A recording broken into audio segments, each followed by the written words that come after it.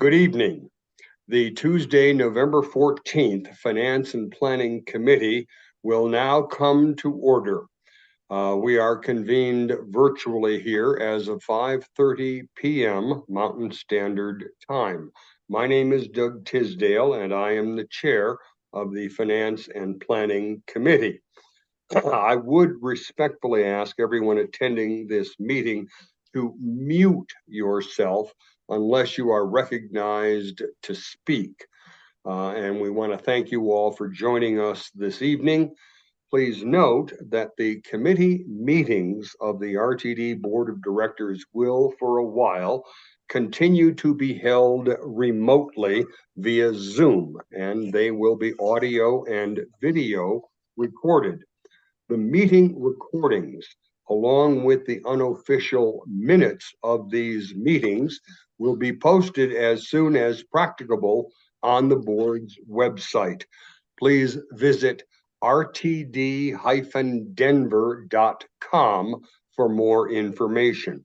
In addition, a live stream of this meeting is also available via RTD's YouTube page. Now, directors and members of the staff, for the sake of the record, if you would like to be acknowledged during tonight's proceedings, I would ask you please to raise your virtual hand and wait for me to recognize you before proceeding to speak. Directors and staff participating by telephone can also raise their virtual hands to indicate that they would like to speak by pressing *9 on their phone. And to toggle your mute setting on the phone, you simply have to press *6. So now I will call the roll for the committee members. Director Peggy Catlin. Here. Director Bobby Deschel. Here. Board Chair Lynn Geisinger. I'm here. Director Michael Guzman. I am present. And Director Ian Harwick is excused from the meeting this evening. Vice Chair Eric Davidson. Here. And I am the chair, Doug Tisdale, and I am present. Now, for the sake of the record, let us also note other directors that we have present. I see Director Bob Broom. I see Director Kate Williams. And I see Director Troy Whitmore. And I do not see any other board directors. Am I missing any board director? Hearing no response, I'll take it I have acknowledged all of you. So I would now like to open the public comment portion of our meeting, and this is open to anyone who would like to address the committee regarding any topic that is listed in the published meeting agenda for this current meeting and also for the immediately preceding month. Now, if you wish to speak and you have not already done this, please either raise your virtual hand here in the Zoom meeting or press *9 on your phone. Understand that during this public comment period, the committee will not offer any direct comments or responses to anything that you might say.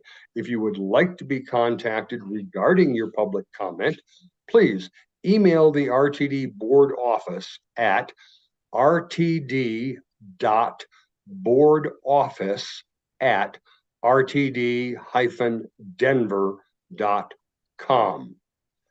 So let me ask first, are there any hands raised? I do not see any on my screen, and I'll ask staff if there are any hands raised that you see or people who are on the phone who have indicated they would like to comment.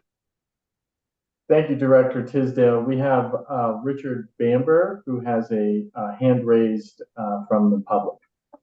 All right, fine. Then we will recognize Mr. Richard Bamber. And for the sake of the record, I will note for Richard Bamber that we did receive the email communication at 5 o'clock this evening regarding the 2024 proposed budget. If you would like to read that or amplify on that, please feel free. And so you are now recognized. Hi there. Good evening, everybody. I would like to sort of amplify the point we make in the letter regarding the inclusion of 150 million in next year's budget for what is light rail track replacements. Our first sort of comments, we had to do some digging on this. To find out what this was. We note that the area was subject to a corrective action plan submitted to the PUC. It was major issues with the track, including negative super elevation and gauge spread. Those are two sort of mechanisms that light rail track can fail.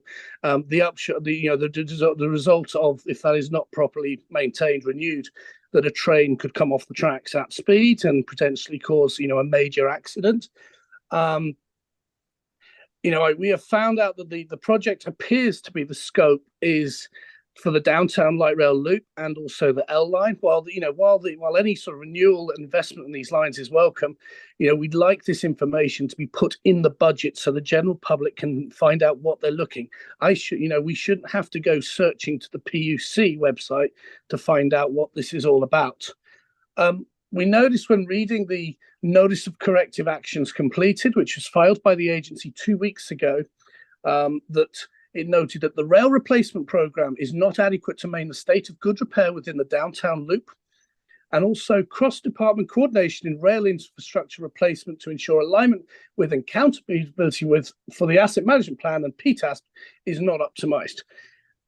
To sort of put that into more layman's terms, what that indicates, and also in section 12, same document, base says that the asset management system the cataloging of assets is not up to where it needs to be with the agency. So what this is starting to sort of thing is, and we also know, from just recent history, that the downtown light rail loop has been closed multiple occasions in the last couple of years for track renewal, major sort of civil infrastructure work. And it's starting to indicate that the history of this area has not been appropriately maintained, renewed, or budgeted for. So we hope that's going to change. And of course, I should remind you that all of this and failure to do any of this, there are major safety implications for RTD staff and the public. Thank you.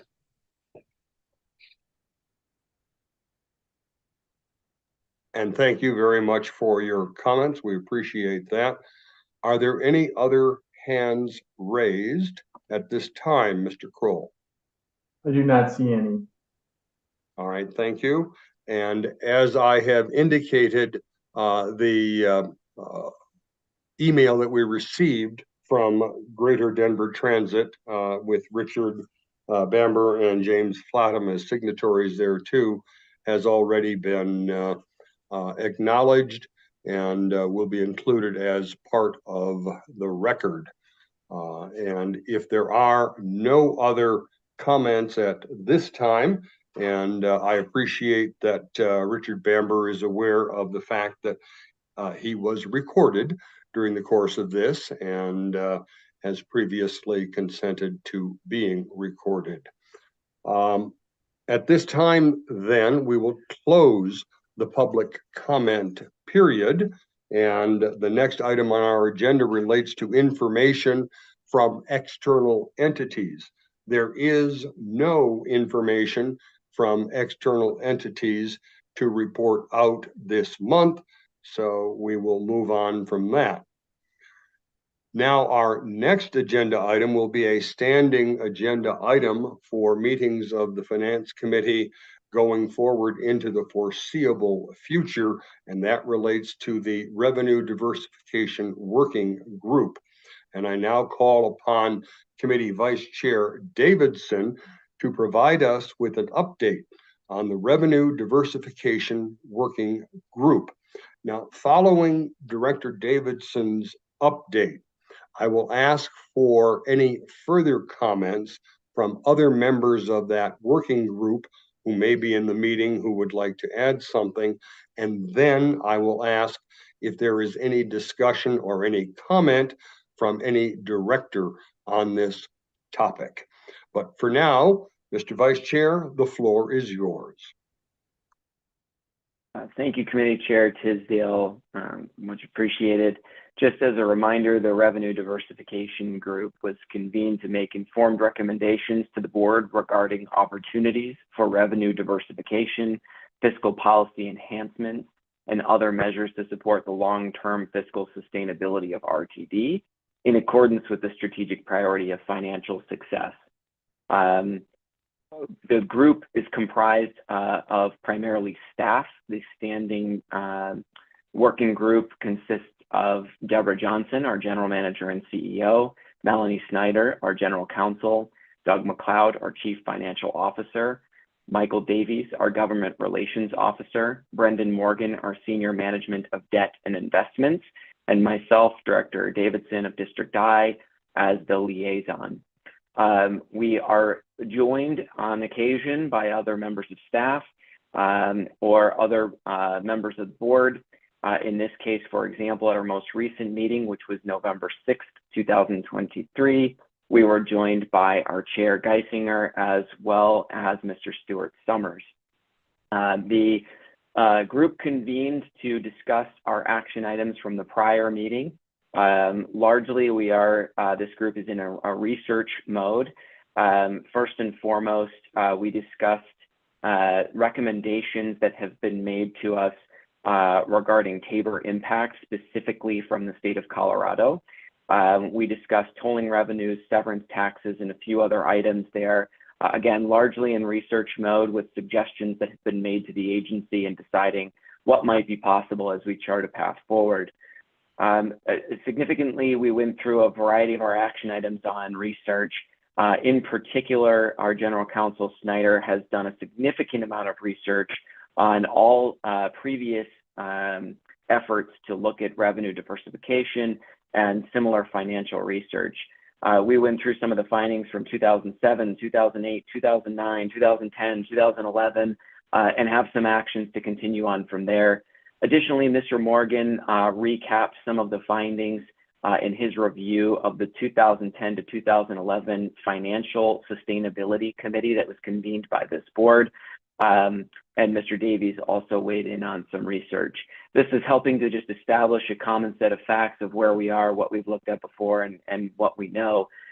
We also discussed activities with the Citizens Advisory Committee. The group had identified a potential opportunity to deploy the capabilities of our CAC to do some additional research with us. Mr. Davies, as well as Mr. McLeod, commented on some of those activities and commented on an upcoming meeting they would have with the CAC regarding these topics. We also discussed another community group, which is the Alliance to Transform Transportation, which is doing some public opinion polling and some consideration of possibilities around transit funding. Mr. Davies has remained close to that and briefed the group on his understanding of what is going on there. We had a discussion around the challenge around getting a common set of comparable metrics. One of the primary things that this working group will do will make recommendations to this committee and also equip this committee and the board with talking points that we can use to communicate with our partners around funding. Mr. Davies, Mr. Morgan, Mr. McLeod all touched on the difficulty of getting to some of these common metrics. For example, being funded on a sales tax. If that's statewide, that's reported to the National Transit Database as being general state fund. If that's directly collected by the transit authority, such as the case with RTD, that's reported in a different bucket. So we had some good discussion around some work that will be happening there. There are some follow-ups with Mr. Davies and Mr. McLeod. And I have also offered to offer up some of my research as well regarding the National Transit Database. Additionally, Mr. Davies briefed the group extensively on all those agencies, the largest agencies that are facing the largest fiscal cliffs in the United States right now, and discussed some of the funding options they are looking into. This includes agencies such as MTA, WMATA, New Jersey Transit, SEPTA, CTA, BART, and we had a robust discussion thanks to Mr. Davies' research about things going on over there. Ms. Johnson then moved into a section talking about the importance of our messaging and talking points. gaining some consistency when we do have those metrics and that understanding.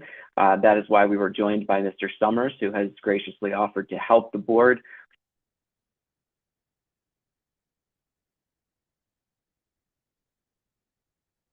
We've just lost you, Mr. Vice Chair. Looks like you are reconnecting to audio at this time. We'll pause for a moment to hear the rest of an excellent report on the Revenue Diversification Working Group. While we are waiting, I will note for the sake of the record that Director Ruscia has also joined the meeting with us this evening.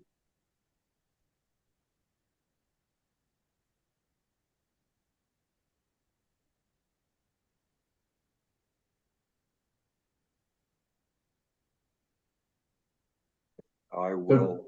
Director Davidson has texted me and informed me that he lost connection completely, so it may be a moment before he comes back in. All right, let me then, at this point, because I believe that our first recommended action is one that will be relatively expeditiously handled. So without objection from the committee, we will proceed at this time to the first recommended action on the agenda this evening. Is there objection? Hearing none, the first action for this evening is the salaried trustee appointment. And the recommended action is for the board of directors to approve resolution number blank, series. Oh, wait, Director Davidson, are you back and connected? I believe so. My apologies to the committee. I did lose all of my connectivity there. All right, that's fine. Then we will forestall proceeding with the first recommended action and go back to the continuation of your report. Thank you. Please proceed. Thank you. I will wrap up here. We also did talk about proceeding forward with some surveying on for our agency to understand what might be possible as we go forward. We did release a solicitation on October 26th, and then we discussed our new action items, which are around continued research. Ms. Snyder has offered to continue her historical research from 2012 onward. Mr. McLeod, Mr. Davies, and myself will meet to discuss metrics with regards to agency funding from the NTD. Mr. McLeod and Ms. Snyder will continue discussions around understanding Tabor. Ms. Johnson and Mr. Stewart will meet to discuss shaping of messages around our path forward. And additionally, we will be consolidating all of our information and research into one place. The next meeting will be December 4th on 2023 at 4 p.m. Thank you. Thank you very much, Mr. Vice Chair. We appreciate your report on that. Let me ask, are there other members of the working group who are present here in the meeting this evening who would like to add anything to what Vice Chair Davidson has addressed? I see any indication of interest. Is there any discussion or are there any comments from committee members or other directors relative to the Revenue Diversification Working Group report? Seeing none, we'll conclude that matter for now, and we look forward to the next report, which will be at the Finance and Planning Committee meeting in January of 2024. As I said earlier, there are two recommended action items this evening. The first is relative to the salaried trustee appointment, and that is for the board of directors to approve resolution number blank, series of 2023, reappointing Charlene Polegi, Chief People Officer, and Bill Saroy, Senior Manager for Transit-Oriented Communities, as trustees with terms expiring December 31, 2025, and appointing Jenny Waske, Senior Specialist for Benefits, with a term expiring December 31, 2024, to the Salaried Employee Defined Benefit Pension Plan, known as the DB Plan, and the Salaried Employee Defined Contribution Retirement plan, known as the DC plan, trusts. So the trusts for those two plans. Do we have a motion? So moved. I hear Director Catlin as the movement. Is there a second? Second. Second, Director. And I heard Director Guzman on the second first, so I will acknowledge that. And we will proceed with discussion on this first recommended action. And that means that we will recognize Doug McLeod, our Chief Financial Officer, to present on this item. Mr. McLeod, the floor is yours, sir. Thank you, Chair Tisdale, and good evening. Just real briefly, just to add a little bit more color to this recommended action, the Board of Trustees for each of these trusts, and there are two trusts, as Chair Tisdale mentioned. There's one for the pension plan for non-represented or salaried employees, and there's also a defined contribution plan for employees that joined RTD, non-represented employees that joined RTD January 1st, 2008 and thereafter. The trustees oversee the management of these funds in consultation with contracted counsel, investment advisors, as well as the trust administrator. There are 7 trustees on each of these trusts, and all 7 trustees are the same trustees on both trusts. Within the resolution attached to this recommended action, you can see the individual trustees' names as well as their term expirations. And I would point out that each trustee serves a 2-year term, with the exception of the Chief Financial Officer position, which is a permanent position. With that, Chair Tisdale, I'd be happy to take any questions. Thank you very much for the probative and brief report. Are there any questions from any committee members regarding this recommended action? Seeing none, are there any questions from any directors relative to this recommended action?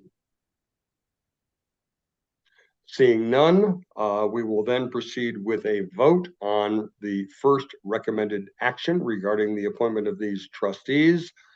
This is a motion by Director Catlin, as seconded by Director Guzman. Are there any no votes on this action? Having paused and waited for any indication of a negative vote and hearing none, the matter passes unanimously, and it will proceed to the consent agenda for the full board meeting.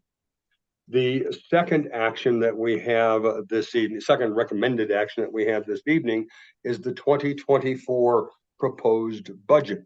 And the recommended action is for the Board of Directors to adopt resolution number blank series of 2023 for the adoption of the 2024 budget, and to adopt resolution number blank series of 2023 for the 2024 budget appropriation, and to adopt resolution number blank series of 2023 for the appropriation of 2024 previously appropriated capital. So those 3 resolutions will be part of this one motion. May I have a motion?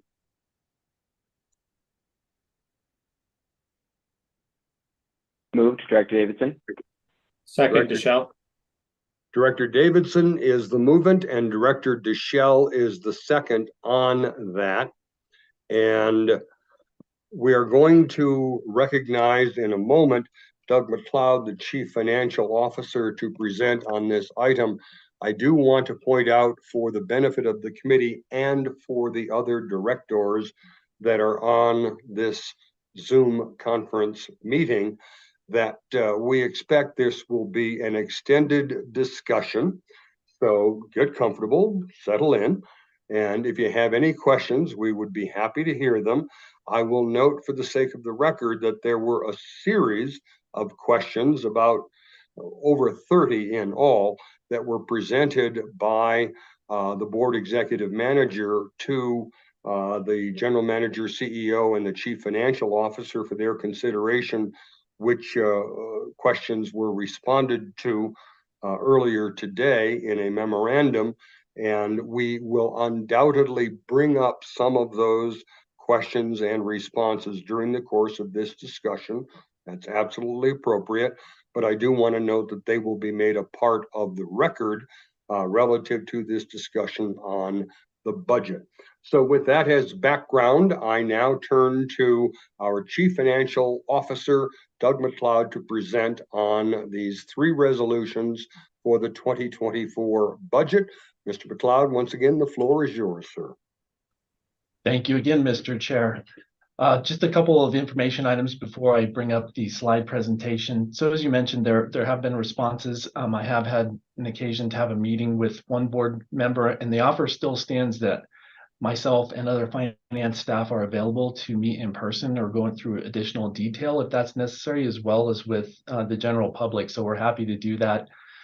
We've had that offer up since the initial budget presentation on October 3rd, and it stands through the hopefully the board consideration of the budget on November 28th. However, please just contact me if you'd like to have further more detailed discussions. So I will go ahead and share my screen.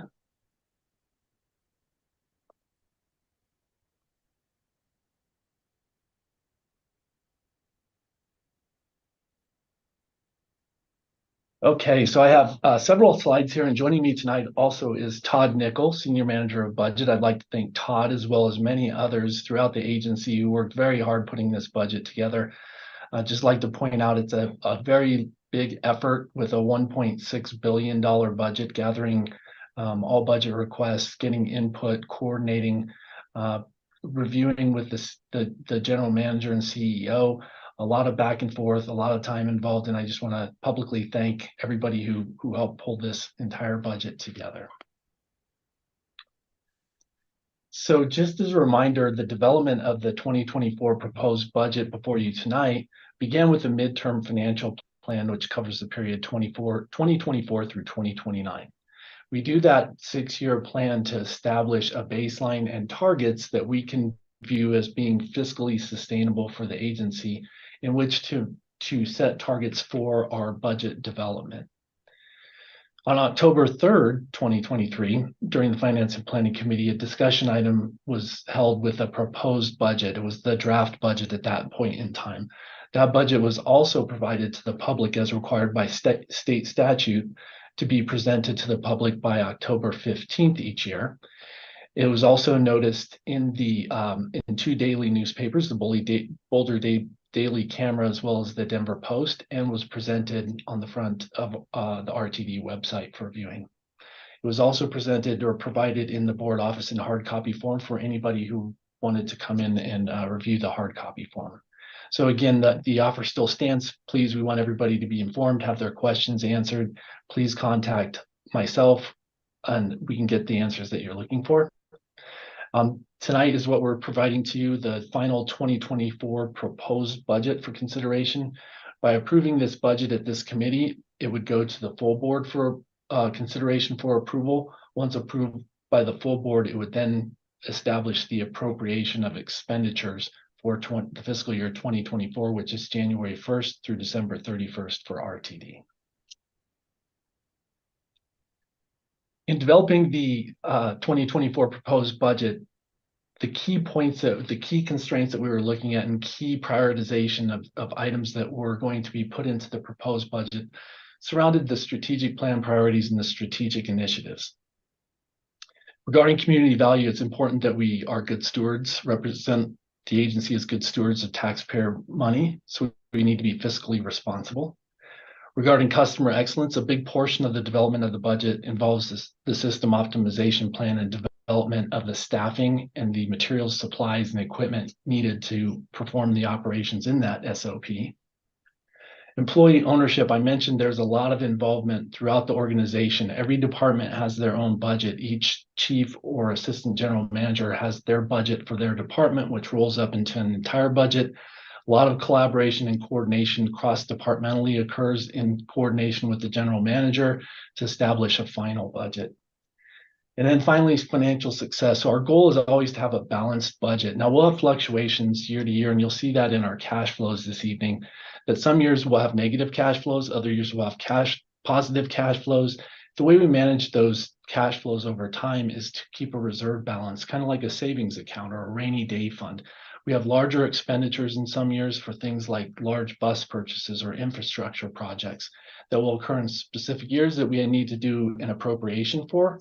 And then we'll have other years where we don't have those large projects, which leaves extra money that flows into our reserves. Regarding strategic initiatives, the 3 strategic initiatives are shown here, back to basics. So back to basics regarding the budget is really an alignment of what we're asking to appropriate with the strategic plan. And we're going back to the basics of really trying to, or what we are doing is we're really trying to narrow down the list of capital expenditure projects to those that align with the strategic priorities.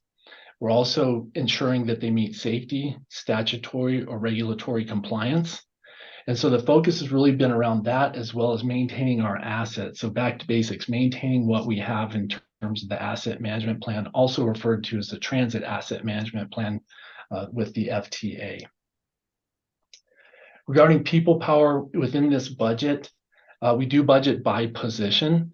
So we have within the salaries and benefits line, we have budgeted by each individual position, and some of those positions will be budgeted at different times. If they happen to be vacant, we don't budget to have all of them filled by January 1st. So we stagger some of those hiring in alignment with how we think we can manage that. We also mainly focus those recruitments on the most needed positions, so that the very highly vacant positions such as operators, mechanics, the police department. We've made provisions for each of those. So those are very much considered in this budget, as well as other vacant positions. We do have the appropriation request included for them. Regarding a welcoming transit environment, the large focus there from a budget appropriation standpoint is really focused around the police department. The need for additional police officers, equipment, radio systems, as well as additional welcoming transit environment enhancements such as environmental design. Some of the assumptions used in the 2024 budget, and we'll go through the numbers here in a few minutes, and you'll see what those impacts are, but the system-wide fare study and equity analysis that the board approved in July, those recommendations are being put into place. The majority of those changes to the fare structure will go into place in the beginning of the year on January 1st. We have taken that into account in budgeting fare revenue. Forecasted sales and use taxes. When we discussed the midterm financial plan, there was a lot of discussion about the impacts of Tabor to our sales and use taxes. The impact from Tabor will not be in effect until 2025, so you won't see an impact in this 2024 budget in our assumptions. We stuck strictly with what the University of Colorado Leeds School of Business provided RTD with for a forecast for taxes in 2024. System optimization plan. When we look at the operating expenses in a few minutes here, you'll see that you won't see the details, but behind all of this information that's presented in a summary format, so it's easily digestible for all of our stakeholders, is a lot of detail. I mentioned these budgets are built by department, by position. We have all that detail in our financial system. So when we build the operating expenses, it's all built around our system optimization plan, from staffing all the way down to supplies, as well as support functions, including my own department and finance. So all of that is designed to be in alignment with the strategic plan. The overall inflation rate within the budget, if you were to look at the detail, we actually go by line item, not every line item, but category. So we have inflationary factors for labor, which may differ from inflationary factors from materials and supplies, which may differ from other types of items, including equipment. So overall, that inflation factor, if you were to take the overall average, we're including a 5.1% inflation factor in the 2024 budgeted expenses. That's well in alignment with the most recent report from the Bureau of Labor Statistics, which showed a 12-month CPI increase, which was for all goods and services of 5.4% for the 12 months ending September 2023. So we feel comfortable with the assumptions that we're using in terms of inflated costs, as well as contractual costs that we know about. Those are included within the budget too. Transit asset management plan. We'll speak a little bit about the capital expenditures. The transit asset management plan is really the TAM plan. It really is a listing mainly of our assets, so capital expenditures for assets. We do have some assets that are considered expense. The difference between expense and expenditure, capital expenditures, an expense item has something less than a long life attached to it, and it may be of low value. So we have low value computer hardware. So for instance, monitors, those are expensed when we buy them. We do track inventory, but we do not actually account for them as a capital item because they have to exceed $5,000. Or they're large items that have multi-year lifespans. So when we look at the TAM plan, that TAM plan is really looking at the age of our assets, the condition of our assets, and determining when those replacements should occur.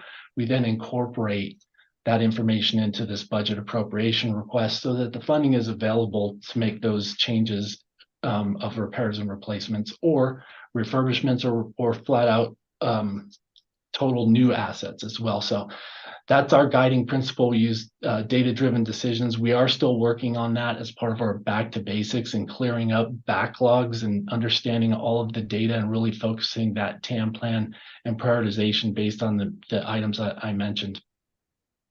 Reserves maintenance, you'll see when we get to reserves, our reserves are in very good shape. Since I've been here 13 years, this is the best condition that RTD has been in financially. We have significant reserves. Most of those reserves are earmarked for TAM items and maintaining our assets going forward. But we're in a position where we have solid financial strength and a very good balance sheet. Within the budget package is an appropriation, there's an appropriation request within the board resolution. And I should mention within the entire board package, there's a board report, there's a resolution with these numbers asking for this appropriation. There's also this slide presentation. There is a budget document, which includes a lot of narrative and a lot of additional information that you may find useful and the public probably finds useful, as well as 3 attachments A, B, and C, and I'll speak to those in a few minutes. But all those roll up into what we're asking to appropriate here.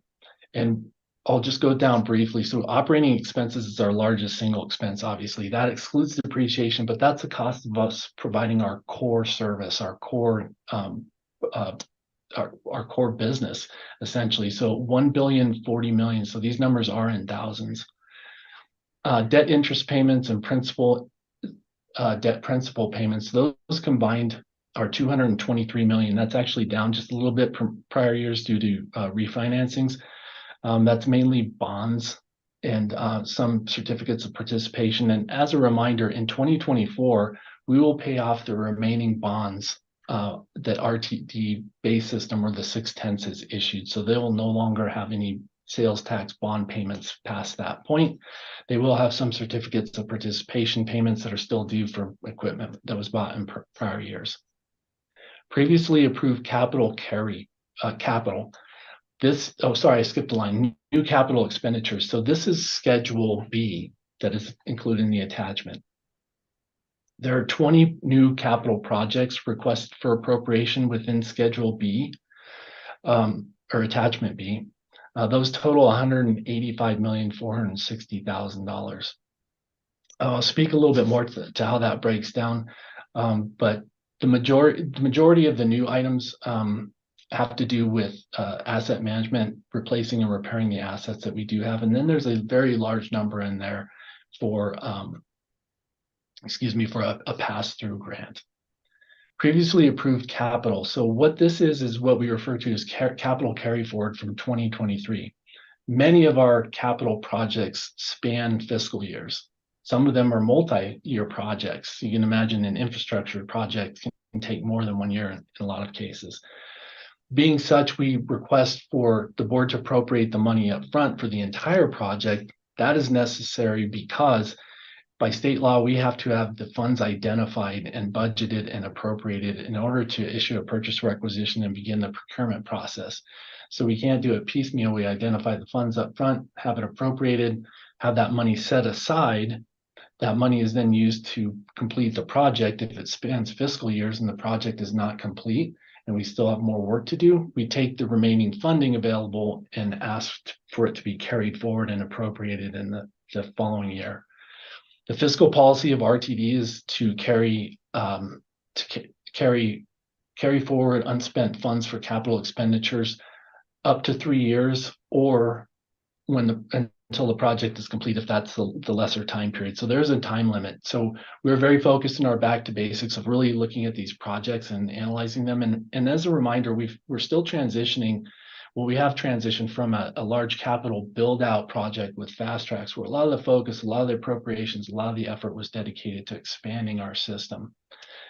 Where we are now is really trying to focus on the operational issues and maintaining what we have. So as a part of that, we're really trying to close out some of these projects that are still have funding, still have encumbrances on them. And that will be a part of the ongoing discussions that we have back to basics as staff during 2024.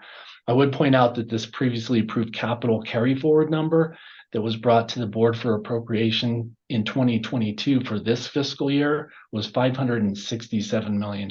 So I'd like to point out that we've made a lot of progress closing down projects that were completed, really aligning that with our strategic plan. We do have some more work to do as we continue to evaluate and prioritize efforts, because it's not just a funding issue for RTD, it's also a non-financial resource issue. As you know, on the operations side, we've had lots of discussions about the lack of availability of enough staffing. That goes for everything that we do for the most part, maybe not to that degree, but for everything we do, there's a necessary resource allocation internally, whether it's project oversight, whether it's coordination. Everything has to go through procurement, goes through a legal review. So you can imagine there's a lot of involvement and a lot of resource allocation. So really trying to refine that down to something that's not only important to our strategic plan, but that we can actually execute and deliver on in the time frame that we're asking for the funding. Moving down into the fund appropriation section. So while this is included in the appropriation, this is not an appropriation to expend these funds. It's more an appropriation of what we project to be the available fund balances in each one of these fund balance categories that have been established by the fiscal policy that was approved by the board in October of 2023. So the main categories here: Fast Tracks and internal savings account. Currently, that fund balance in 2023 is $169 million. That Fast Tracks internal savings account, or FISA, was established by the board in about 2013. And the purpose of that was to identify and segregate funding that would be available for completing unfinished Fast Tracks projects. The reason why that number is growing from $169 million in 2023 to $190 million in 2024 is due to the way that the FISA is funded.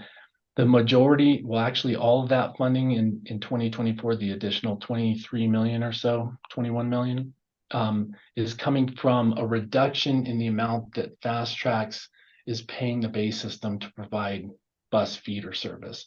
In the original Fast Tracks plan, the Fast Tracks plan said that the Fast Tracks system will pay the base system 1% of service each year for providing bus service from the base system to the Fast Tracks new line, so bus feeder service.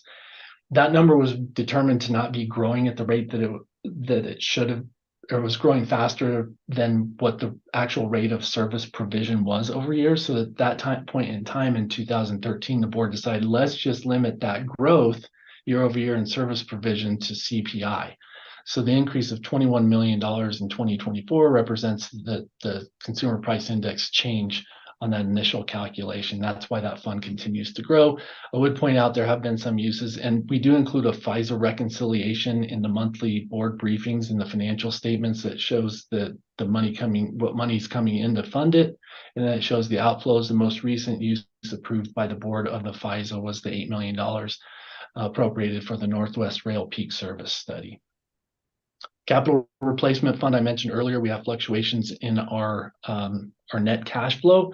What we do is we set aside additional funds in the good years where we have additional cash flow. Then when we have the years where we spend additional funding for large capital purchases, we'll draw that capital replacement fund down. So we set those funds aside. And if you may recall, in the midterm financial plan, you would see that capital replacement fund going up and down as we add to it and use it year over year, depending on the needs for capital expenditures. Operating reserve, this is a fiscal policy of RTD to maintain 3 months of operating reserves, 3 months of operating expenses in reserve. As a rainy day fund, we've had a lot of discussions. We discussed the revenue diversification group earlier this evening. The big concern that we have as an agency is so much of our revenue is concentrated in one funding source. 75% of our revenues in 2024 are projected to come from sales and use taxes. Sales and use taxes are very susceptible to economic swings. When people within the district spend less money, we collect less sales tax. You go through recession, and what we saw in 2008, 2009 was a 10% drop in sales and use taxes. So we maintain this operating reserve so that we don't have to make rash decisions and cut service and make other very extreme changes to our expenditures. And this gives us the opportunity to do that and have time to make different plans. The unrestricted fund is simply like a general fund. It's everything that's left over. So that's funding that's available for appropriation by the board when necessary. So as I mentioned, we're in very good financial shape as an agency.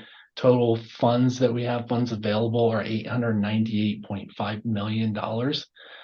So I think that's important to point out for this committee, and it is included in the appropriation this evening.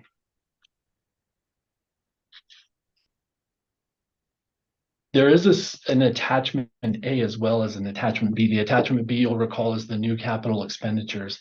Attachment A shows the changes that have been made to the budget since October 3rd, when the draft budget was presented to this committee. There's an intervening period that we do where we put out the initial budget for presentation. It has the vast majority of all the budgeted items included. As we have additional discussions, there are additional changes that happen with this final budget appropriation request. So in attachment A, what you will see is $198.9 million of changes.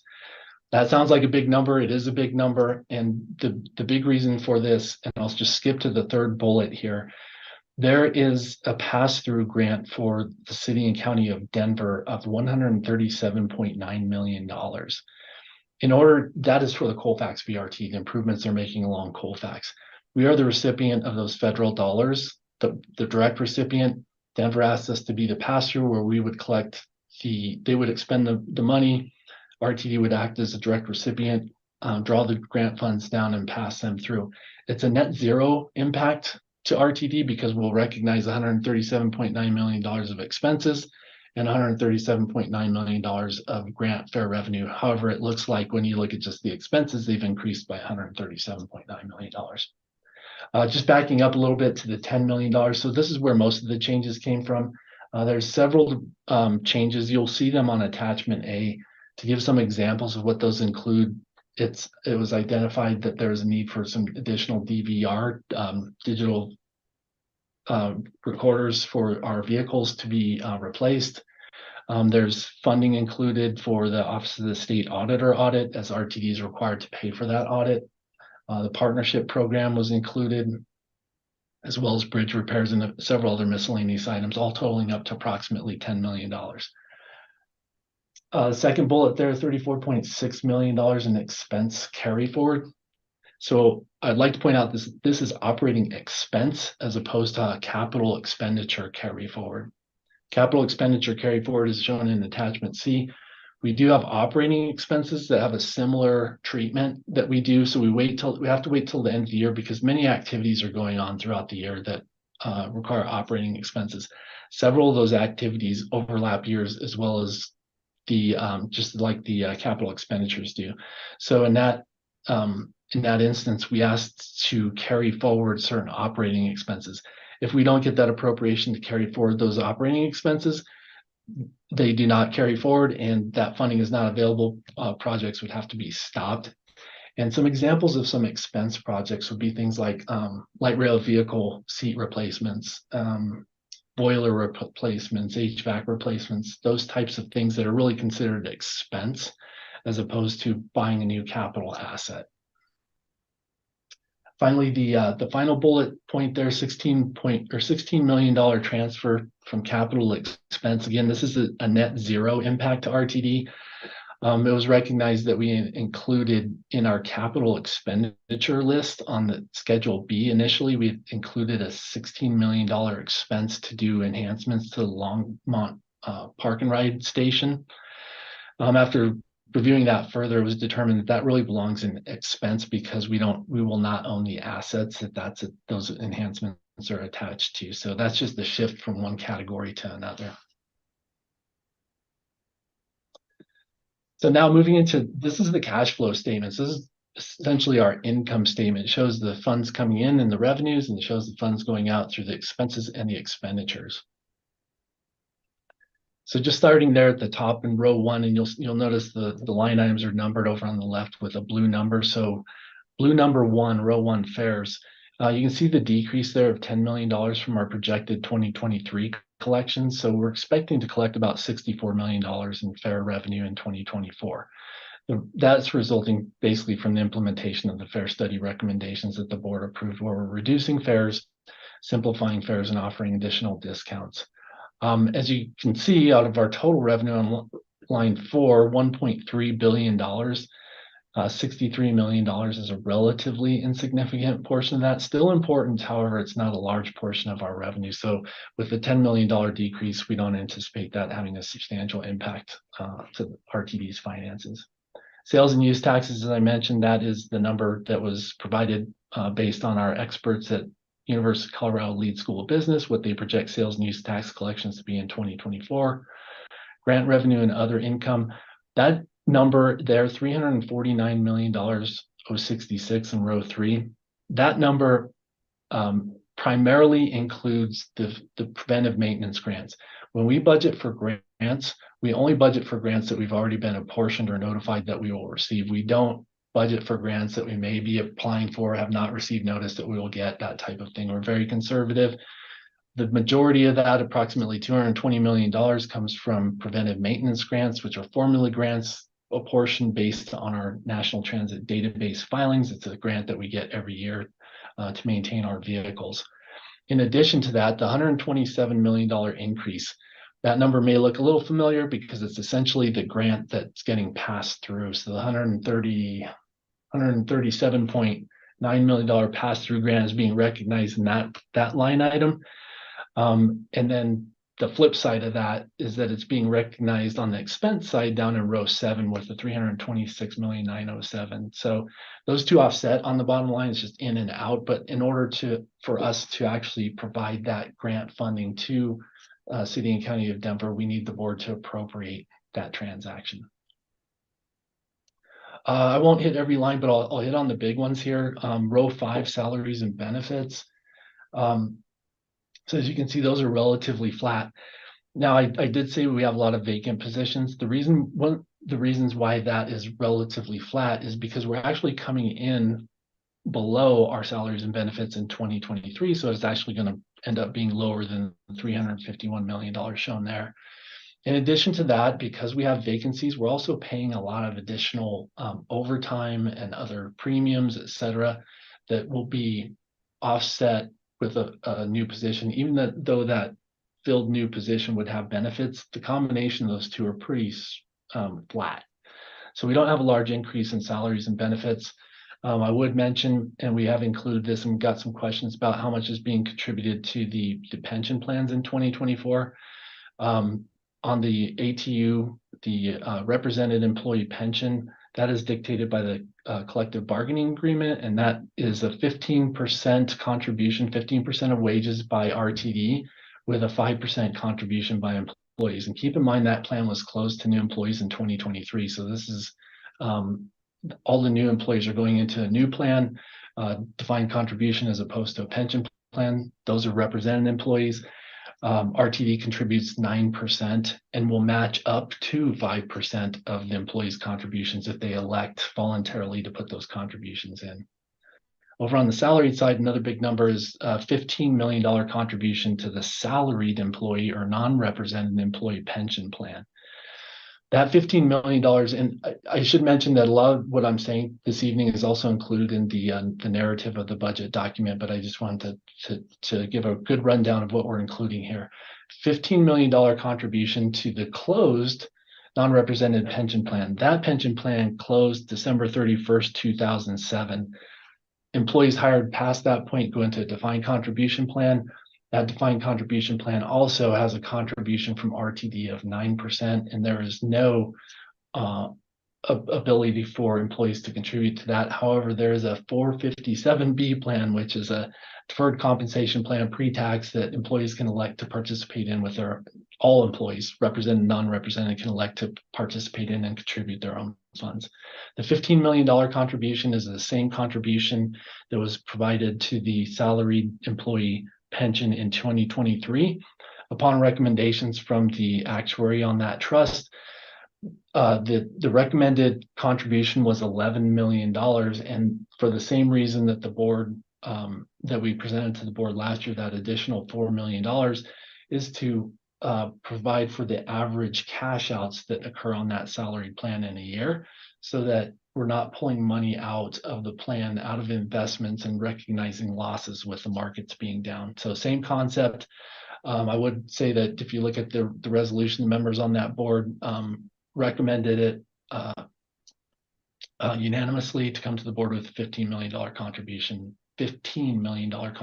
on the non-represented employee plan. Moving down a few lines, I would mention on materials and supplies, row 6, we did lock in our diesel fuel purchases and price for 2024. That shows us a slight increase, and there's some other changes in there in terms of the gallons. So what we do is we contract with a firm to provide a certain number of gallons at a fixed price, and it's all based on futures markets and what those prices are intended to be. RTD cannot buy itself purchase any swap type contracts or financial futures contracts. So we contract with an outside firm to take that risk. We agree to a fixed price, which includes delivery and other expense fees. And that's how we get to our fuel price. That's that slight increase there. Outside services, I mentioned on row 7, large increase there is due to the addition of the pass-through expenses for the Colfax BRT project. What's included in outside services is a lot of the services that we don't necessarily do internally, so it could be engineering services. A big one, of course, is the security contract that we have for security officers. I would note that contract is budgeted to have less usage in 2024, because what we're doing is we're replacing some of those contracted security officers with actual RTD employee police officers. So what we're doing on the budget is trying to offset those two numbers as we go forward, while also maintaining a welcoming and transit environment. Let's see a couple other items here. Other expenses, I should point out, in row 10, you'll see a negative number there of negative $4.6 million. Other expenses kind of a catch-all. It's usually things that come through that are unusual. In this case, what we've done is we've recognized about $9 million in vacancy savings, because we know that there's going to be positions, as I mentioned earlier, there's going to be positions that aren't hired right on January 1st. So we've tried to recognize that right in this number. The reason why it's not in salaries and expenses is because we have to separate it out from the departments. We don't know which department it will happen in. We just have a pretty good idea based on experience that that's about our vacancy savings each year. So we put it in our other expense line item. Purchase transportation, that one in row 12, purchase transportation, that's the expense that we incur for paying our contractors to provide our fixed route services, our RTD's paratransit services, FlexRide, and then also the Denver Transit Partners concessionaire agreement to provide commuter rail service on the A, B, and G lines. The reason for that increase is mainly due to the DTP, or Denver Transit Partner concessionaire agreement, that we have. If you were to look at that schedule of contracted expenses, there are certain years where the expenditures go up. The reason for that being is RTD owns all of those assets. The concessionaire simply maintains and provides operations of those assets. as part of them maintaining those assets, because at the end of the concessionaire agreement, all assets have to be returned to RTD in the state of repair that we would expect at that point in their useful life. They have to do certain refurbishments at points in times and certain maintenance activities that are periodic, replacing certain items that have worn out after many years. That $30 million number is one of those spikes. We're paying additional $30 million to Denver Transit Partners in 2024, then it'll go back down in future years.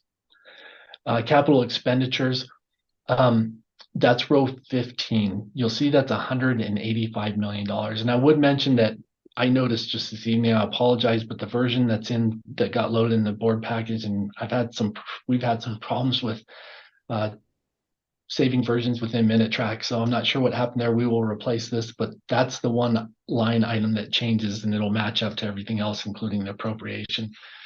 It's only wrong in this presentation. Capital expenditures of $185,460.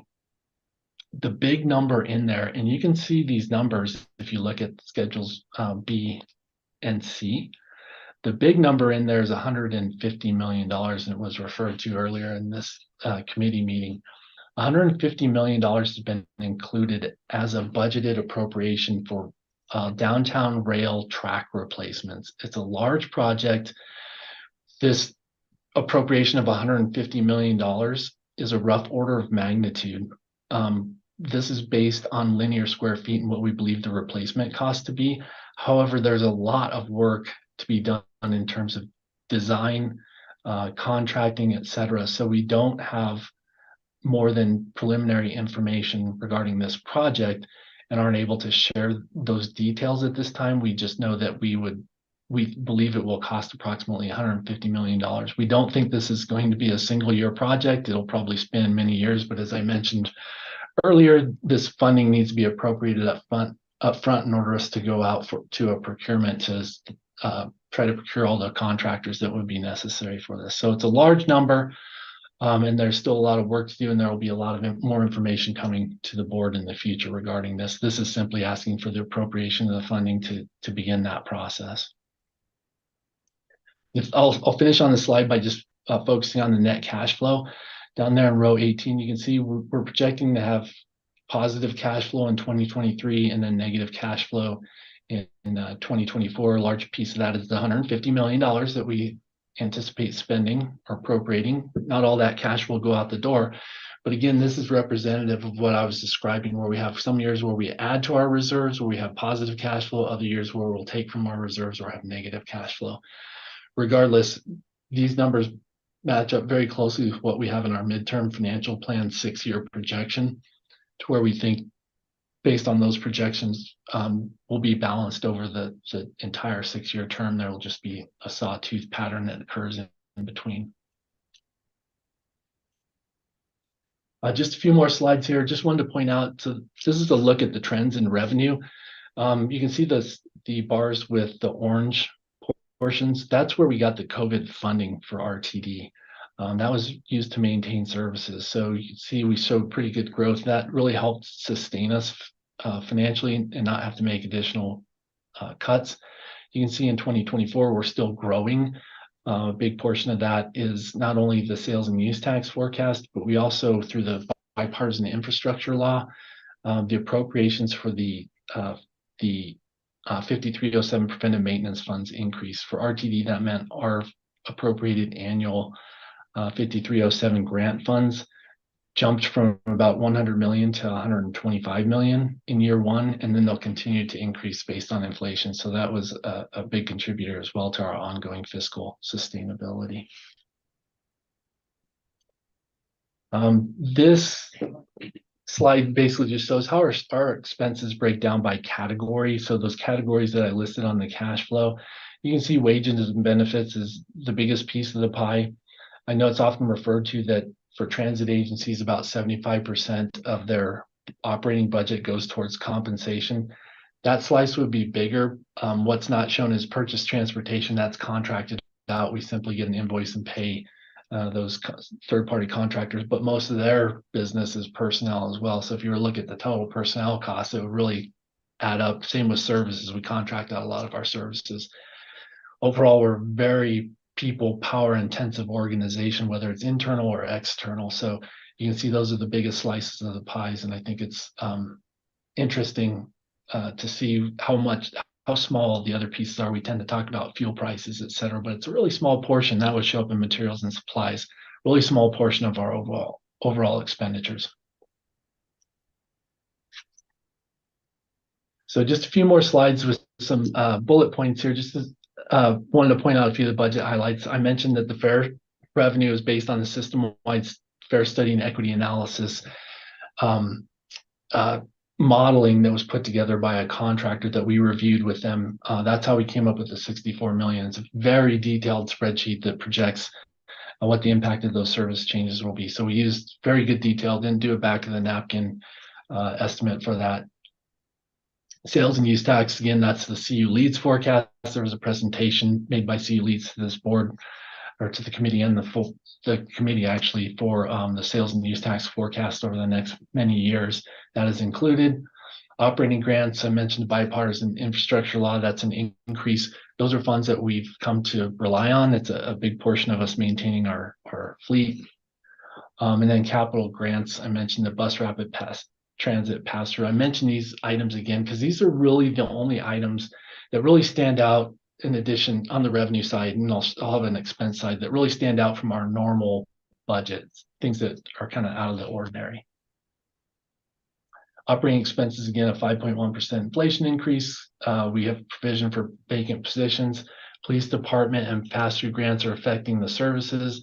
And then we also, within our expenses, I wanted to point out that we've included funding for additional employee development engagement under the strategic initiative of People Power. So there's a lot of work being done by RTD in terms of changing a lot of the things that we do in terms of attracting and retaining employees and making sure that we have the best trained employees and the happiest employees that we can. I mentioned the fuel lock. So those are just some of the unusual items in those two slides that are included in this budget that might be interesting for consideration. Finally, capital expenditures. Transit Asset Management Plan is going to drive a lot of what we asked the board to appropriate going forward. In the past, we've budgeted as we were going through the capital expansion based on budget funding availability, and there wasn't a whole lot of I would say there wasn't a whole lot of focus on what were we trying to accomplish. We're really trying to align these capital expenditures proposed, as well as future capital expenditures, with the strategic initiatives of this agency, and with absolute needs. If it's safety, if it's compliance, if it's a regulatory requirement, those come to the top, and that's where we'll dedicate our efforts. The $150 million downtown Denver light rail loop track replacement, there will be additional information shared with the board as that takes more, becomes more to light in terms of all the details and how that's going to play out. We're really just asking for the $150 million appropriation with this request in order to get that process started. And then again, the strategic alignment of capital carry forward, going from $567 million down to $232 million. We know we have additional work to do in closing out some of those projects that have budgeted funding available to them. It's just going to take more discussion, and we intend to continue that discussion in 2024 with regular budget reviews and scrutiny of those projects. So a lot of this is a continual improvement process that we're doing in terms of the way that we budget. With that, Mr. Chair, I will turn it back to you and be happy to answer. Todd and I'd be happy to answer any questions anybody has. Thank you. Thank you very much, Mr. McLeod, and I appreciate especially your further explication of some of these items based upon the questions that were posed by the directors in their advance review of these materials, and I think that helps.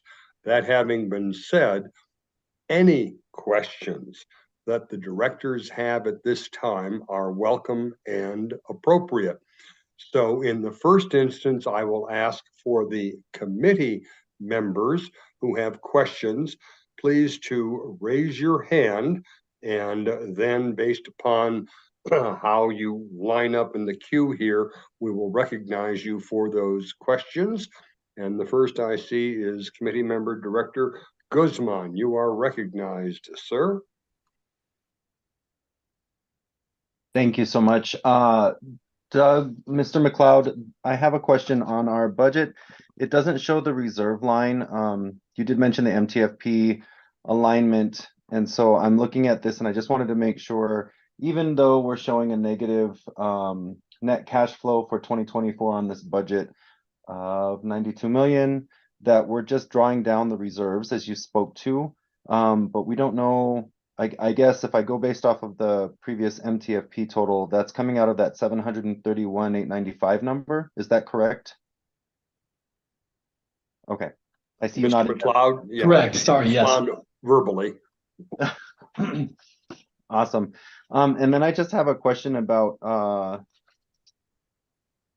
sorry, one of the specified and this is my lack of knowledge, so I do apologize, but what is the diamond switch replacement at Central Platte Valley? Because there's two different items listed for Central Platte Valley that deal with switch replacements and diamonds, and I just want to make sure that we're not getting two different line items for the same thing. It's listed two different ways, so I just want to double check on that. If anybody can speak to that. I don't know who the appropriate person is. Mr. McLeod? Thank you, and thank you for the question. And agreed, there is some additional information about reserves in the budget document. And yet that is something that we can certainly add. It is in the resolution and pointed out on this slide what those reserve balances are. Essentially what we do is we take the projected year-end 2023 balances and roll them forward to say what we think the balances will be at the end of the year. To answer that portion of the question. Regarding the diamond and switch replacements, I will have to get additional information. Those are separated out. We budget projects and track projects by a project number within our financial system. So we have those are definitely distinctly two different projects, and I can provide additional information. I'm just not familiar with all the details of the 100+ projects that we have in here, if that's okay, Director Guzman. That's perfectly fine. The other question that I had was, what is a Hagenscheit? I don't want to mispronounce it. Hagenscheit replacement at Eladi. I just don't know what this is, what that means. And so since there's no definition behind any of these items, I'm just curious. And so that can be taken offline too. I just, for clarity, want to point out that, you know, those are not very descriptive things. So, Mr. Chair, if I may. I was going to say, it looks like there's a lifeline for Mr. McLeod relative to part of the question that Director Guzman raised. So, General Manager, CEO, please proceed. Yes, and I have Dave Jensen here as well. And so recognizing that these are elements that are necessary for light rail operations, I'm going to ask Dave Jensen to explain in very simplistic terms for the benefit of the audience, recognizing that you all don't know the type of nomenclature that we use in transit operations specifically for light rail, and recognizing Eladi as our operating divisions in Central Platte Valley has to do with the other aspects of switches relative to our light rail operations. Mr. Jensen, can you describe briefly, please? Thank you. Yes, I can, Mr. Chair, if I may. Yes, you may. Good evening. I'm Dave Jensen, AGM of Rail Operation. The Hagenscheit machine is simply a wheel truing machine. So all of the wheels on the train have to be exactly the same. And when they get off one way or another, we have to trim the wheels of the train. So it is necessary for operations. And Director Guzman, does that respond to your question then? It does. Thank you. Thank you, sir. We appreciate it. Director Deschel, let me turn to you now, sir. Thank you, Director Tisdale. I think offering more commentary than question. I think the pendulum, I think, has just swung a bit too far in the other direction. You know, the board used to get a lot of information that staff spent a lot of time compiling that didn't always necessarily get the attention it should have. And I think we've gone a bit too far the other way. And I recognize the RTD fiscal policy that this board approved last month states that it's presented as a summary. And I think, you know, in some aspects, that's on us. We should have been clearer on what summary means to us. And I think, you know, these comments are more so for hopefully looking forward, right, on how do we, as we look towards the end of the month, as a board, really get comfortable. And I think, you know, Mr. McLeod, I think you and your team either canceled all your meetings yesterday and today or worked over the weekend to get a comprehensive set of answers out to, I think it was 20 some odd questions. And it's great. Greatly appreciated and look forward to taking you up on the in-person meeting. I think the challenge I have and the challenge I've heard from other directors, right, is when the response is feel free to follow up with staff, when it's asking for a line item or a budget, it creates the image that there's something else there, right? That there's a reason you're not disclosing what that is. And I don't think that's anyone's intent here. And I just want to share that can create, or I'll speak for myself, has created frustration for me. And specifically on items like reserves, right? Where we saw OpEx change, operating expenses change, and our fiscal policy says we carry 3 months. And our fiscal policy also says that after 3 years on a capital carry forward, it goes to unrestricted funds, right? But we also sometimes say that we're keeping money in reserves for larger projects. And I recognize there's been a sizable leadership shift in capital programs, and that as with any shift in leadership comes with what did they have, what didn't they have, where is everything, where isn't everything, and where do we need to fill in the gaps. But I think for us doing our job as an oversight body and passing a budget of this size, it would be really helpful just to see, hey, this was appropriated in 2021, budget, project went underway in 2022.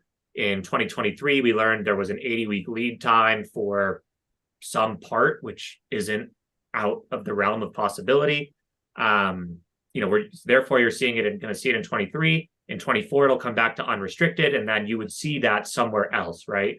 But without our ability to see that, how we're meeting our fiscal policy, it makes it hard to sit here and say, yes, this budget sounds great. And so I think it's not I think you don't have that information. I think you guys do have that information. But I think it's more so the reason I ask the questions is we also owe a duty to the taxpayers, to the district, to say, hey, we did our homework. They presented the budget. It matches up with the fiscal policy. And right now we just don't have the information to really look myself in the mirror and say, yes, I confirmed that OpEx, it looks like we have 3 months carry forward, 3 months of reserves in OpEx plus all these other projects. And then it looks like this is going to go into unrestricted funds, but really we should be planning to appropriate it elsewhere because the project was abandoned or there was a timing issue. And so that's, I guess, feedback more than a question. No response needed here, but just wanted to sort of share that and share some of the thought that I've had going into this meeting. And I'm going to call upon General Manager CEO to respond further in just a second to that observation. But to some extent, I think that what we are experiencing is what I might call the Goldilocks phenomenon.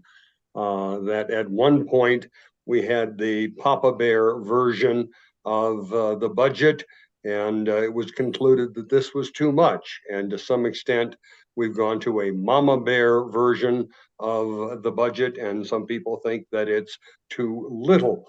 And what we're looking for is the just right phenomenon, the Goldilocks phenomenon, to get that measure. But after that little detour, let me turn to General Manager CEO, whose hand is raised in response to your observation. Thank you very much, Mr. Chair. And for the record, publicly, I would like to share, I appreciate the comments that you have that have been imparted this evening. And having spoken with Mr. McLeod, please know that we're all committed in being very transparent in reference to what we are doing collectively with taxpayer dollars. I have shared in different forums that we are looking at a transformational budget process that we're going to start early on in the year in order to be more aligned. There's a lot of work to be done relative to ensuring that we're aligning with our transit asset management plan, as we look at capital expenditures, how we might do that by having recurring meetings among staff and responsible parties within the organization, of which we're coining as a cap walks. So we have an understanding of where we're going forward. So I just wanted to say that for the record, it hasn't fallen on deaf ears, and I'm not speaking for Mr. McLeod, but of course, with his expertise and his certifications as CPA, we are all committed to this. So I'd be remiss not to acknowledge that as being the leader of the organization, knowing that our staff work diligently and we are not trying to play fast and loose. And I know you guys are aware of that. So I just wanted to acknowledge for the record that we will lean in and we will try to get the optimal approach and channel Goldilocks and make sure we're addressing the right bear. Thank you. Thank you very much. Appreciate that. And again, for the sake of the record too, please note that the budget report that is attached to the board report on these 3 resolutions contains a great deal of information that was not addressed by Mr. McLeod in his presentation. And I know that the directors have reviewed that, but there are some responses to some of these questions and observations in there. And additionally, you have this opportunity now to ask, but it's a work in progress and there will be continued improvement on how we find just exactly the right balance for that information. Thank you very much, Madam General Manager, CEO. Mr. Vice Chair, you are recognized, sir. Thank you, Mr. Chair. I have a few questions. First of all, thank you very much, Mr. McLeod, for succinctly going through a significant budget, but thoroughly. I appreciate that. I just would first of all start by saying I echo Director Deschel's comments and thank you, Ms. Johnson, for the lean in on that. I do think there's an opportunity to find that sweet spot in the middle. Mr. McLeod, my first question is a very general question. So far our year to date unaudited financials have generally been showing unfavorable variance on the revenue side, but significantly favorable on the operational side. I think my question is, has that continued? And at this point, are you expecting our actual net position, net cash flow to generally be a favorable variance over the adopted budget? Ms. McLeod. Yeah, yes, thank you for the question. And yes, I do. Through August, the most recent posted financial statements, our operating expenses are under budget by $70 million, which is significant. The reason we have a somewhat of a shortfall, not a huge amount on our fair revenue. Part of the thing that's not demonstrated or shown in that we have a footnote, but the fair revenue that was not collected during Zero Fare for Better Air during July and August of 2023, those months were essentially zero, but we budgeted fair revenue in there because we did not know about the Zero Fare for Better Air initiative at the point in time that the budget was approved. That those dollars are actually showing up down the grant line. So if you look at individual lines, they're kind of maybe a little bit misleading. Additionally, we're a little behind in collecting on the grant funds that have been apportioned to us, and that's not because of lack of effort. It's because we're waiting for it. We draw grant funds after the expenditures are made with eligible expenditures. We've drawn on all the eligible expenditures that we have, so we need to do some catch up. We're waiting for those expenditures to occur. So I anticipate revenue to actually exceed our budget and our expenses to be under budget. And even though the cash flow that I showed earlier on the slide that showed the 2023 budget column showed a positive $45 million, I believe it was in 2023, I think we're actually going to come out better than that on a net cash flow basis based on trends. Anything Thank further, you, Mr. Mr. Vice Chair? McLeod. I'll make one additional question that I have at a higher level and then come back around after other directors. On the capital carry forward, so first of all, thank you very much, Mr. McLeod and Ms. Johnson. And Ms. Johnson, thank you for commenting on improved budgeting practices. And I look forward to, I think, even some of these, even the favorable variances, we can, more tightly budget by more purposefully budgeting. So thank you for that. The capital carry forward for many years, there have been numerous years that we've been over $500 million. So thank you for the work there and cutting that down. And thank you for sharing out the amendments and answering a number of questions, and as alluded to before, some of them in that memorandum that was shared. I just was wondering if, and I think this question may be for Ms. Johnson, more for you, given that there is a significant decline on the capital carry forward, which I do think is progress, and also I view it as it's getting easier as a director to see the things that we intend to do and mission critical projects. There are several on this list that are absolutely critical that we've been moving forward for a number of years.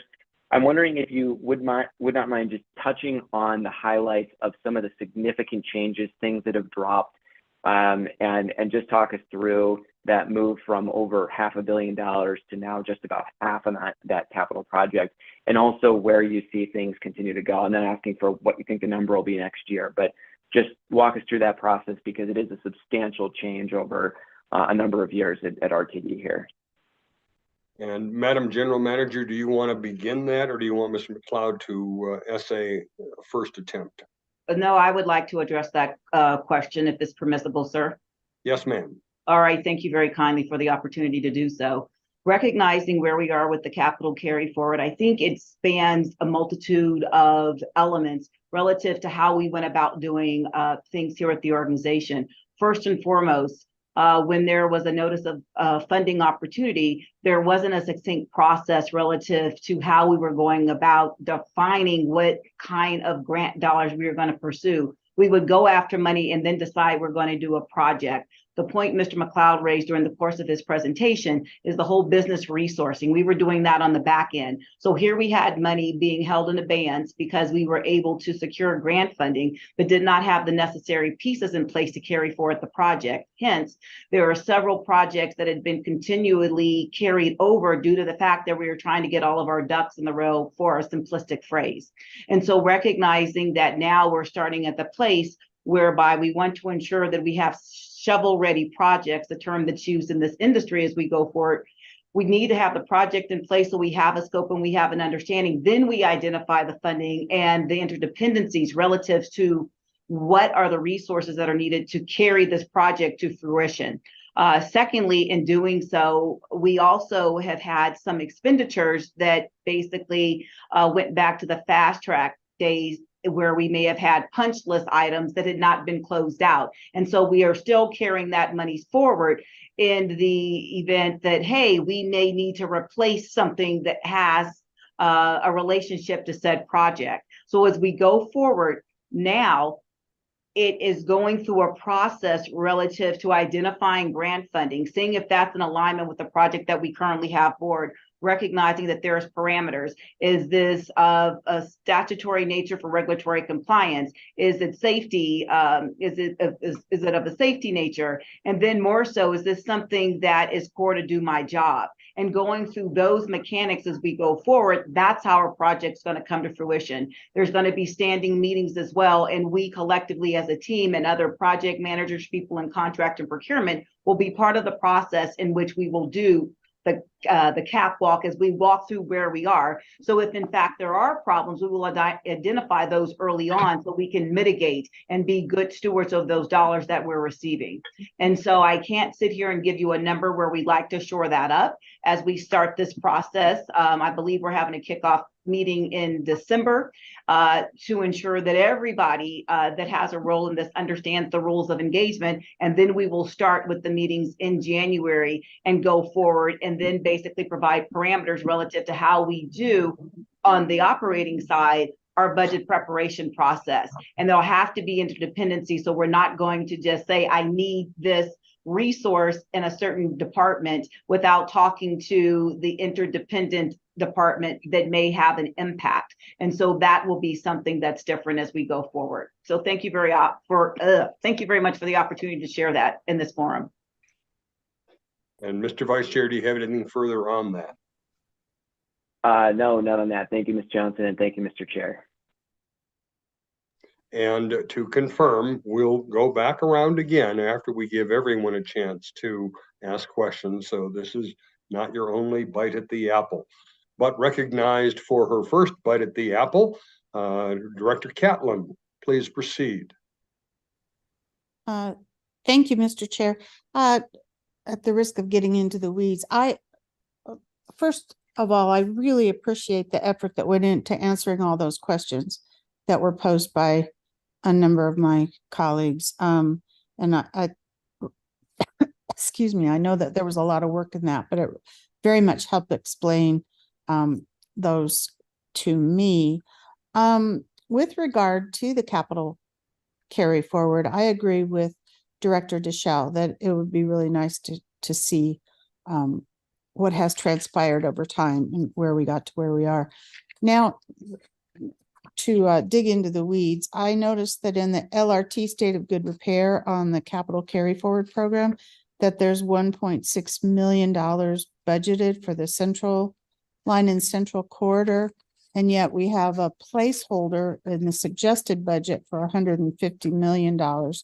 The carry forward, is that for cost estimating and studies, or what is that for? Mr. McLeod? Thank you for the question. That is actually a separate issue. So that is work that had already begun. We've done even within the downtown loop, there's been a lot of replacements and repair work that has been done on different sections. So when we're looking at the $150 million, that's to do the remaining sections. That particular line item for $1.6 million in track replacement in the central line, that is a project that is already underway, and that repair money is what's left remaining on that particular individual project. So that's why we didn't roll it into all the new projects that need to be done with the $150 million. Okay, if I might. So I know GM CEO Johnson said that this $150 million is really to look at a much more comprehensive, holistic approach to track replacement, and it could serve as a model going forward for other aging light rail infrastructure. Because I guess the 1.6 million was part of the previous piecemealing effort.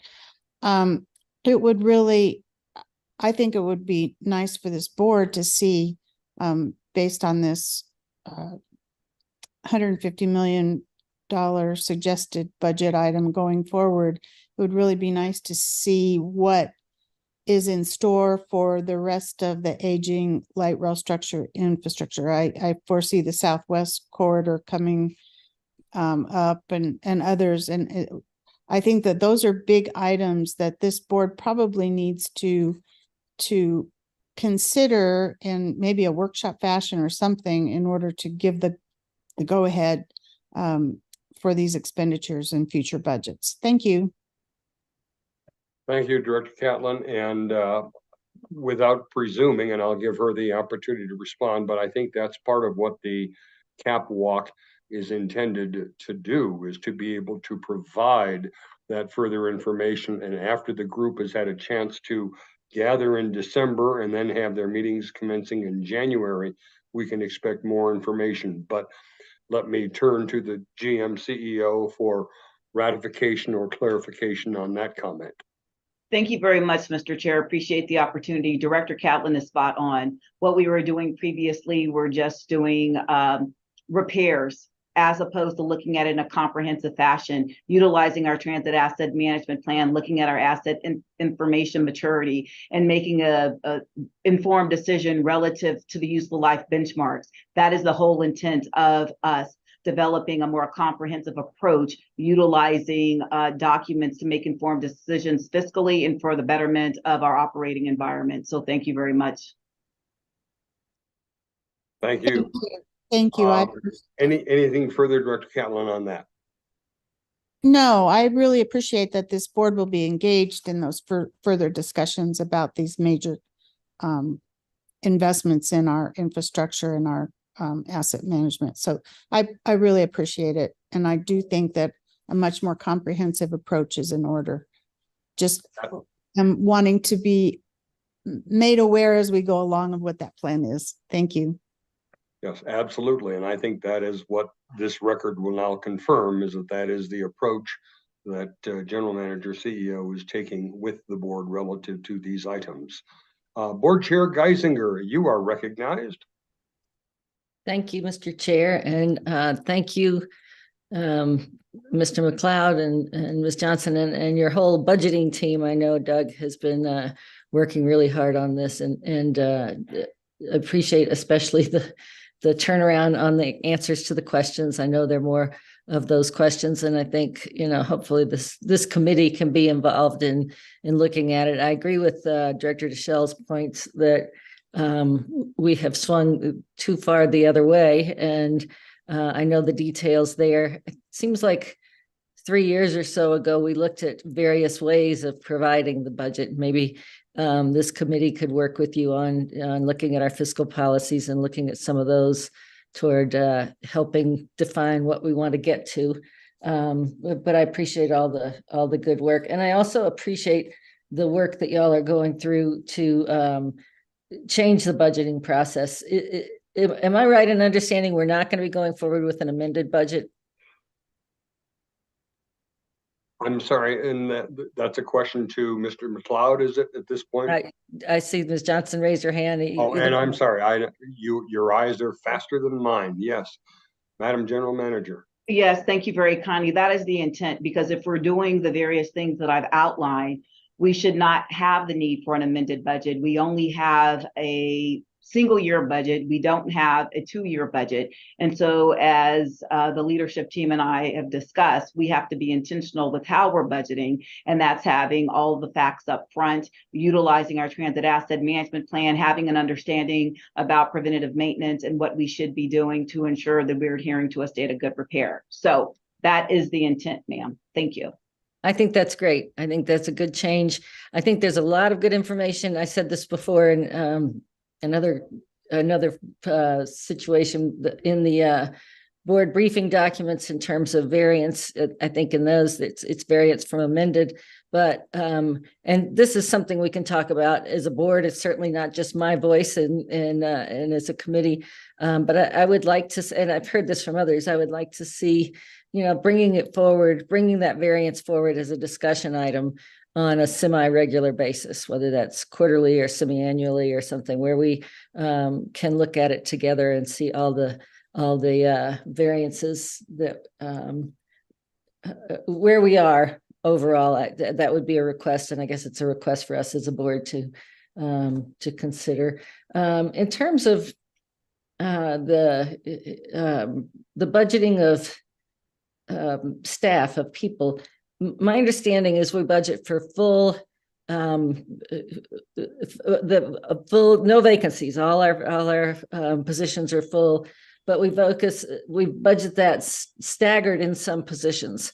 And I'm just wondering, I certainly get the idea of staggered. We don't have those positions filled, but that concept would seem to suggest that maybe we wouldn't be budgeting for full staff. What's the thought process there? Right. Mr. McLeod, if you would care to respond to that, please. Thank you. Great question. Really, so once the board appropriates the funding, we have very strict controls on our budget. So the budget then gets loaded into, well, it's already in our system, but it gets finalized and pushed out into our financial records. The reason why we budget for individual positions is because if it's not budgeted, we won't recruit it, generally speaking. So same with any individual projects. So when we get that appropriation, we have very, I guess, laid out processes, approval processes to ensure that, and one of those is to ensure there's budget funding. So if I want to go, if I go to Charlene Pelegi in HR and ask her, hey, I really need another accountant, one of the first questions is well, is that position budgeted? So that's how we manage the funding of those items. Gotcha. Okay. I do have some more, but I think the MCO raised her hand to speak. Yeah, thank you. I caught that one. And we'll come back to you later, Madam Board Chair, when we go through for a second round. But let me ask our General Manager CEO to weigh in on this since her hand is raised.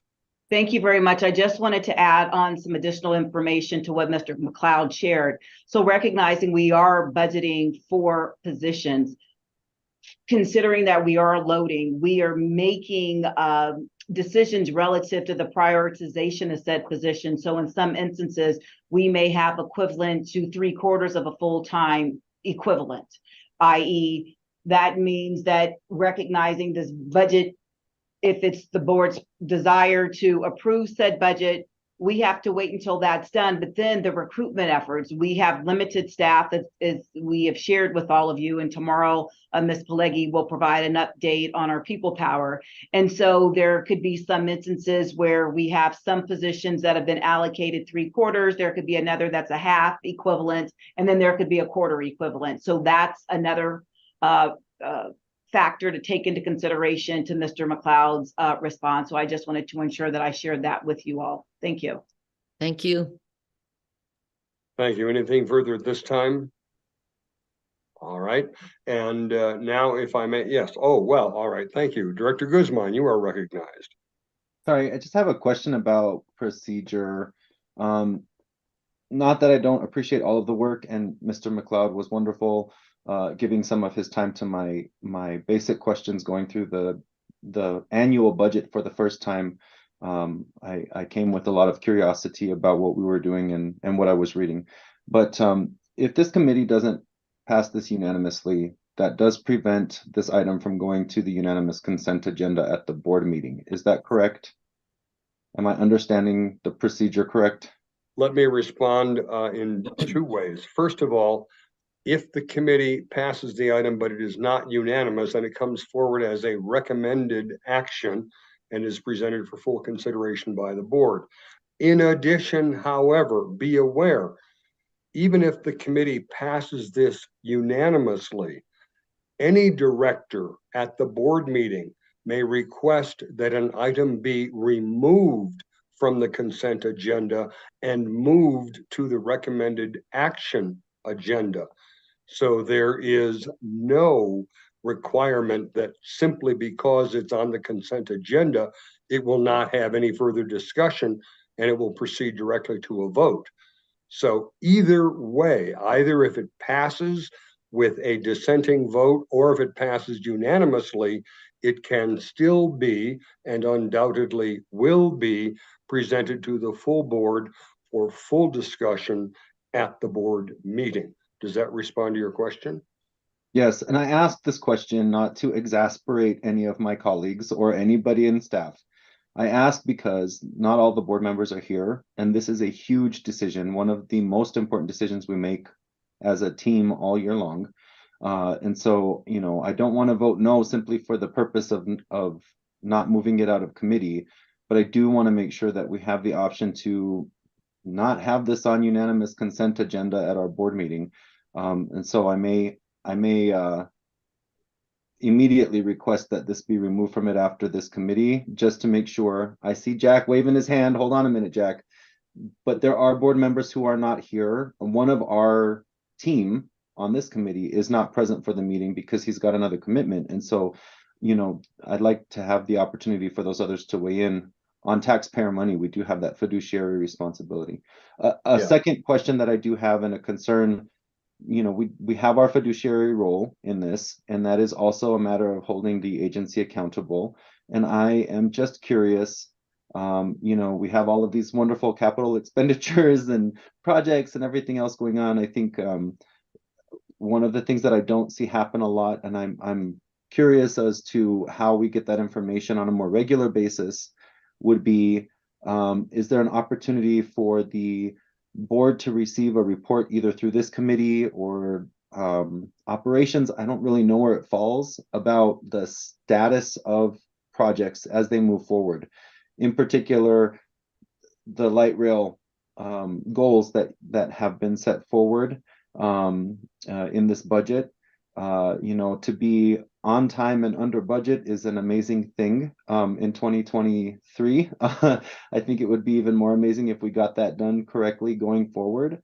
But to know that if we appropriate these funds, the work goes out, where are we at in terms of a status? Something similar to what the audit committee was presented with in terms of these 3 audits were completed, these 3 are next, and these ones will come later at a different time. So I'm not sure. Maybe that's for Deborah, perhaps. Thank you. Let me just respond first that yes, this committee can and should receive all such updates, and it's up to this committee if it wants anything special beyond that which is planned to request it. I'm going to recognize the general manager, CEO in a second, but our board executive manager has been patient with his hand, and I don't know if it's simply to ratify the procedure that I outlined or to add some further information. So, Mr. Kroll, you are recognized, sir. Thank you. Can you all hear me okay? Yep. Yes. And can you see the screen share here? Yes, sir, we do. And you should see a draft board meeting agenda for November 28, 2023. So this was published in the committee packet for the executive committee, and I apologize, I didn't get the attention of everyone sooner, because the budget occupies a very special place, given Director Guzman's concerns, and the concerns of many others, both previously on the board and in the public space and at the legislature. We are actually required to hold a public hearing on the budget. And so the budget actually, as it will be presented at the November meeting, has its own specific place on the agenda. It's here under item 15. And as you can see, it comes before both the unanimous consent items on the agenda and the recommended action items on the agenda. So that's all I wanted to impart to everyone on that front. Thank you. That's a very important amplification on this, that state statute does require that there be a public hearing conducted before we approve the budget, and that is part of the board meeting. Anything further from you, Mr. Kroll? All right, thank you. And now, thank you. Thank you. Madam General Manager, CEO. Thank you very much, Mr. Chair. I wanted to share, as it relates to the $150 million, as Mr. McLeod indicated during the course of his very thorough presentation, that we are seeking an appropriation from this board, recognizing that there is a delegation that you have provided. This is not within my auspices to go forward with a project of this magnitude without bringing it back to the board. So I put that out there just for everyone's edification, and more specifically to the point that Chair Tisdale raised, that any project would be subject to having greater discussions, but recognizing the magnitude of this project, since this organization has not undertaken a comprehensive rail replacement, there's a lot of implications as it relates to our service delivery, communicating with the public, and we are in the process of working on a comprehensive communications plan. So I share that specific to that project as any other project going forward, that we would not be doing this under a cloak. So I wanted just to state that for the record, so everybody is cognizant of our intent as we go forward. Thank you very much, Mr. Chair, for the opportunity to opine. Thank you very much for adding that. And I will also note for the record that Mr. Welch was present at the RTC meeting of DRCOG today and made an announcement relative to that plan concerning the downtown light rail replacement, so that we have begun the process of communicating with our sister organizations to this effect. And there will be, I am certain, from Mr. Summers, a spirited public outreach process that will be engaged in connection with this as well. Further questions from the committee members before I open up to other directors? I see no hands raised at this time. Now let me ask, are there any other board directors who are in this meeting with us who have any questions at this time on any aspect of these three resolutions concerning the 2024 proposed budget? I will recognize first Director Williams. Thank you, Chair Tisdale. I'd just like to thank Mr. McLeod for a presentation that was easy to follow along with, despite the fact that there were some terms that we didn't understand. Generically, that was beautifully done. Thank you, sir. Thank you very much for your kind words. They are appreciated, I know, by Mr. McLeod and everyone who has worked diligently on this budget. Director Whitmore, you are recognized, sir. I just want to echo what Director Williams said. I have sat through a lot of these presentations over the last, this period, going back several months with our staff, and appreciate the thoroughness and this ebb and flow of change that we're looking forward to. And I appreciate all the committee members' questions. But I did happen to remember that we have to have a public hearing. So I'm glad that Mr. Kroll mentioned that, and it's a good process that we have full disclosure and transparency for the public. So thank you for the opportunity. No constructive questions or criticism whatsoever. Thank you very much, sir. That is appreciated. Any other directors who have questions at this time? And recall, this does not forestall your opportunity to ask questions at the board meeting on November 28th regarding this item. And at that time also to have the benefit of the public hearing that will be held before we take this item up for consideration. So any other questions or comments from any committee members or from any director at this time? Director Catlin, you are recognized. Thank you. I was just wondering if this memorandum of all the questions and responses would be included in the full board packet. Thank you very much for asking that. And I see Mr. Kroll nodding his head. As I stated at the beginning, when talking about the questions that were submitted and the response that, as Director Deschel pointed out, Mr. McLeod must have done over the weekend, late at night, something, whatever, but he got it out in good order with General Manager CEO Johnson. So it was excellent. But yes, that is part of the committee materials now. And it is my understanding that we will attach it as a part of the board report for consideration of this item at the November 28th board meeting. And Mr. Kroll, if I have misspoken, please feel free to correct me. It wouldn't be the first time. Chair, I just wanted to ask that for the record, because I think that if people would take time to review that it would, some of the questions that they might have could be answered by virtue of that very thorough response. So that's all I wanted to say. Thank you. Indeed. Mr. Kroll, you are acknowledged. Yes, thank you, Committee Chair Tisdale. We will absolutely include that as we'll include it as part of the record for this meeting, but also add it to the board packet for the meeting on November 28th. Thank you very much, sir. Any other comments or questions from any committee member or from any board director concerning this resolution, these three resolutions for this recommended action item on the 2024 proposed budget? I see no hands raised. Mr. Kroll, can you confirm, please, if there's anyone on the phone who is a committee member or a board director who has indicated a desire to speak at this time? I see no other indication that there are others wishing to speak at this time. All right, thank you very much. We therefore have before us three resolutions that are part of this recommended action item.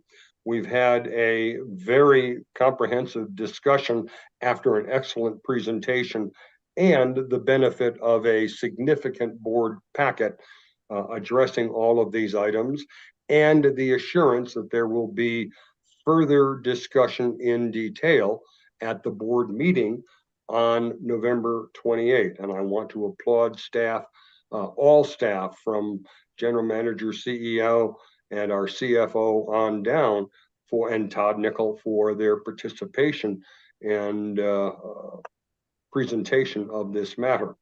We have a motion before us on this recommended action that was made by Committee Vice Chair Davidson and seconded by Director Deschel. Are there any no votes on this item? Having paused and waited to hear if there was any indication of no votes and hearing none, then this matter passes and will proceed to the meeting on November 28th, as I have indicated. There are no discussion items on the agenda this evening, and we have processed the two recommended action items that were presented to us.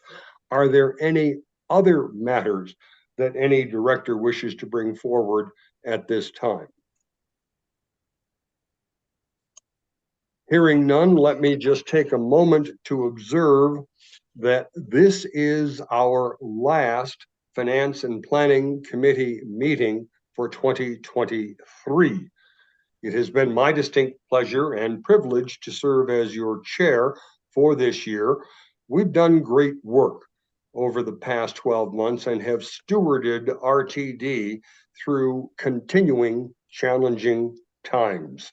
And by continuing to communicate, to collaborate, and to cooperate with each other as a board, and doing the same with our general manager, CEO, and her very capable staff, we will prosper and thrive as an agency that provides safe, clean, reliable, courteous, accessible, cost-effective transportation services throughout the largest transportation district in the United States.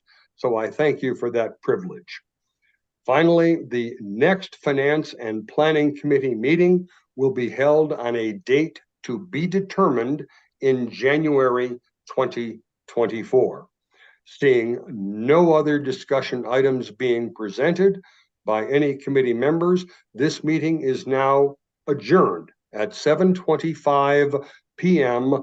Mountain Standard Time. Thank you all very much, and I wish you a very pleasant evening. Thank you, Chair.